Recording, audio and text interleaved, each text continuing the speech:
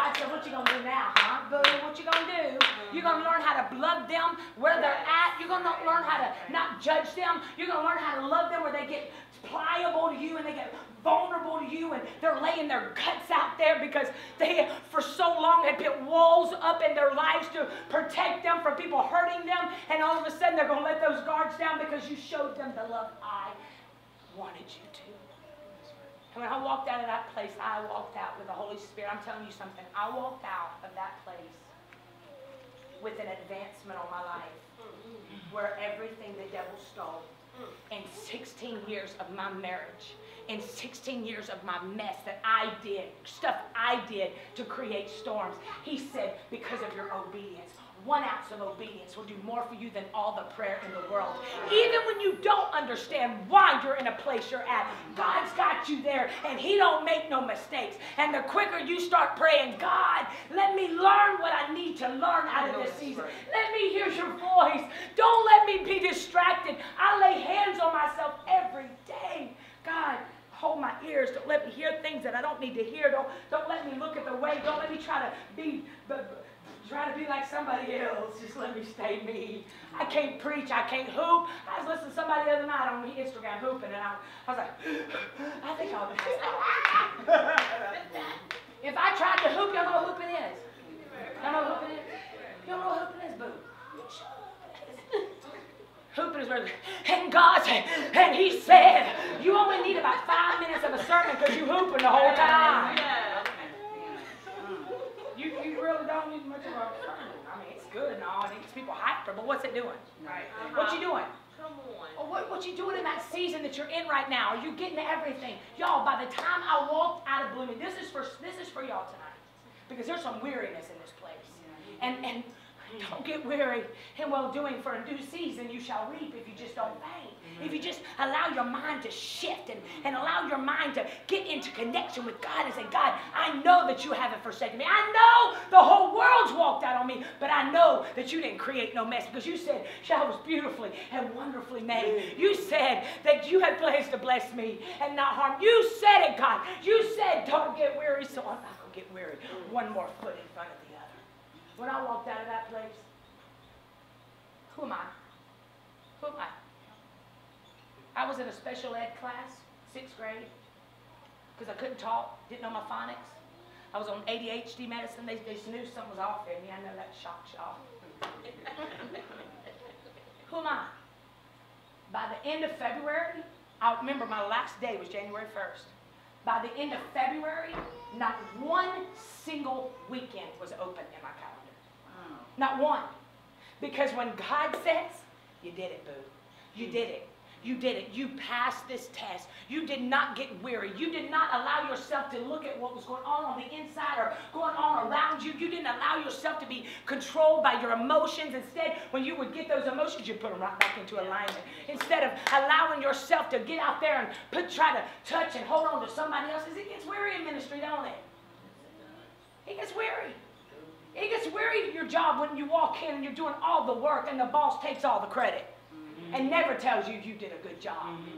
It gets weary whenever you're spending hours and hours and hours and hours in there doing all this to make somebody else rich and you're making $7.75 an hour. It gets weary when you feel like, God, I'm 58 years old. You promised me that I was going to have kids and I was going to have a husband, and now you've forsaken me.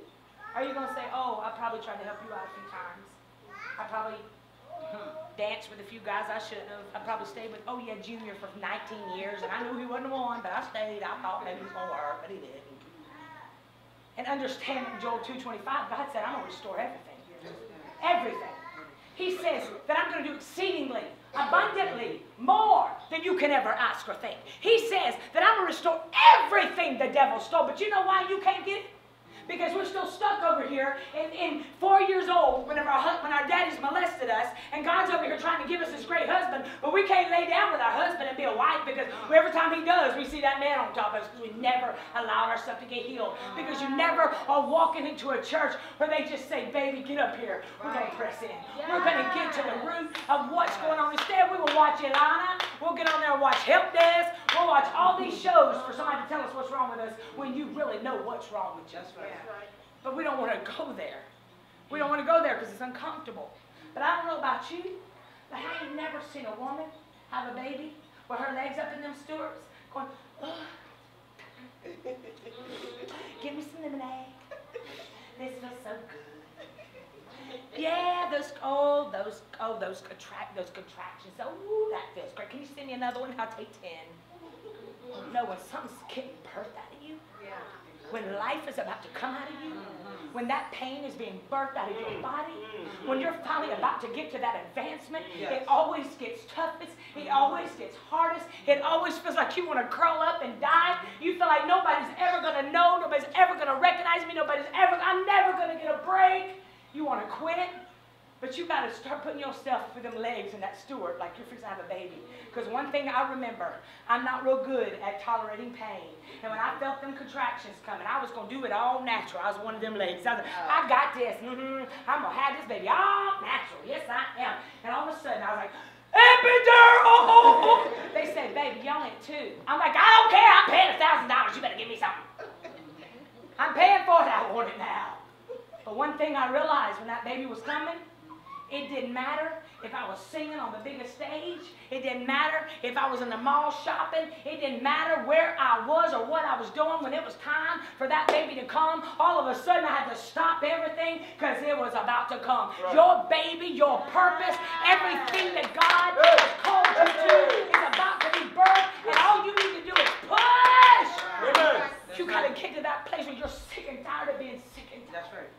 You're tired of going to church and leaving the same way you came. You're tired of getting in that closet, trying to get alcohol to numb your pain because you don't want to deal with the shame and the guilt the enemy's put on your life because of the mistakes you made. You got to get yourself unstuck and say, this is not my ending. This is not the way my story is going to end.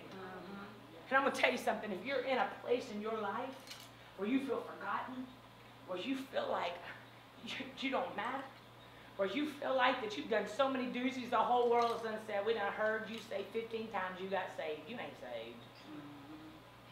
When you get to a place where you don't need their validation anymore, when you start laying hands on your eyeballs and saying, God, cover my eyes. Don't let me hear or see anything that is going to take me off of the course of my life. God, if I walk into a room and those people have heard something about me, don't you let me know. God, you got to start praying specifics to God. Not because God don't already know what to do, but it's lining you up to Him. Because He already knows what He's got plans to do for your life. But He needs you to get on track. He needs you to stop going and buying the inquirers of your life. He needs you to stop getting on Facebook looking at that person that's walked out on you and go ahead and block them once and for all and don't tell nobody you're blocking them and just say, peace out, boo, bye. Some of you need to take some of those people in your VIP section that every day of your life you talking to them. Yeah, I know. Oh, yeah, girl. Yeah. Ooh, yeah. Oh, yeah, I know she did. Well, I think I'm going to go up for this. Girl, you can't do that. How you going to do that? That don't make no sense. Who's going to take care of your kids if you decide to go after your dream? Watering down your dreams every time you open your mouth. But because you want somebody to be as excited about that dream and that baby on the inside as you can't move into your destiny because you need somebody else's validation when God validated you long before you were ever even a thought in your mother's womb. And that's why you're being faulted. That's why you feel like you're groveling. That's why you feel like your legs are like a turtle stuck in peanut butter. You can't hardly move. You are so weighed down with the cares of the world, the adversity, the pain, the situations of life, trying to make it, trying to make ends meet, that you can't even think about moving forward. And I'm going to tell you, the greatest gift I ever gave myself was all these people that I had in my VIP. They were everything. Everything. The cream that was cream. Everybody knew who they were. And because I got to go and just hang in their presence, I thought I was all that in a bag of chips. I had that offense spirit on me. All the way back. That offense spirit that makes you open up Facebook and think that everybody's talking about you. When ain't nobody talking about you, they got their own problems. They talking about themselves. They're just using their status to act like they're talking to somebody else. That offense spirit that makes you think that all those pictures on Facebook, well, all the singles at church went out without me. I knew they didn't like me. No, they were at prayer meeting and you weren't, so they all went out afterwards. It wasn't that you weren't invited. Or that offense spirit that makes you want everybody else to be mad at that ex because y'all gone, y'all through. And because your friends still talk to him, you ain't talking. Or somebody else calls and say, hey girl, she was talking about your outfit. I'd be like, yeah, good. It's cute, that's why. Instead of getting offended at her. One day I was at this, in California, I was singing. There was only 3 of us singers, and it was at this huge auditorium. Mega, I mean like thousands of people. And I was like, I'm with Rob Parsley. I'm singing, oh yeah, you know. I was so not needing to be there. Because whenever you think it's all about you and not God, baby, you're going to be flat on your face. You watch. Because the minute you try to make it about you and try to be something different, I'm going to put a spin on this so everybody will get to know me for that. It's about God. It don't matter your spin. It don't matter your dialect. It don't matter how good you can preach, how good you can do, how good you can sing. When it's your turn and God says you pass that test, honey, everybody going to be like, why is she there? What? Wow. She got mohawks and tutus, and she just wears crazy white. Why is she there? You know why? Because God says, I trust her. I trust her because she passed it. I was sitting in that meeting, and I walked down and sing, and you know, the singers sing, they get the front row seat. Now, that front row seat, that's the funniest thing about this church, which I've loved. Ain't nobody want to sit on the front seat. Or even y'all scared to sit on the front seat because y'all's churches be like, you can't sit there. You ain't VIP.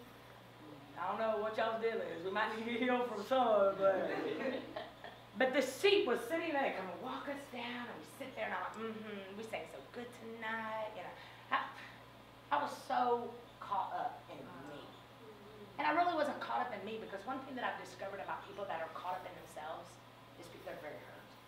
They're very insecure. The loudest people in the room are the most insecure people in the room. The people that are ugly to you hurt people.